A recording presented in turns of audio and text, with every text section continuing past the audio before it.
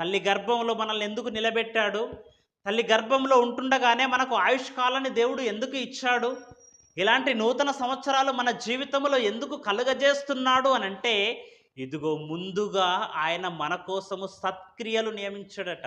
ఆ సత్క్రియలు చేయడానికే మన జీవితములో నూతన సంవత్సరాలను దేవుడు అనుగ్రహిస్తున్నాడు.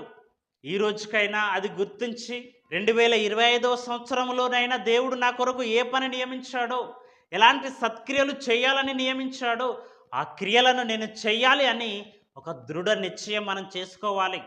అలా చేసుకున్నప్పుడు, ఆ పని ముగించినప్పుడు, ఒక యేసుక్రీస్తుల వారు ఎలాగైతే పరలోకానికి వెళ్ళిపోయాడో, ఒక అపోస్తులైన పౌలు ఎలాగైతే తన పరుగును కడముట్టించి చివరికి నా కొరకు నీతి కిరీటం ఉన్నది అని చెప్పాడో, అలాగే మనము కూడా ఈ లోకంలో మన జీవితాన్ని ముగించుకొని మనము దేవుడిచ్చే నీతి కిరీటం పొందుకోవడానికి ముందుకు వెళ్ళిపోవాలి, నీతిగా బ్రతకాలి.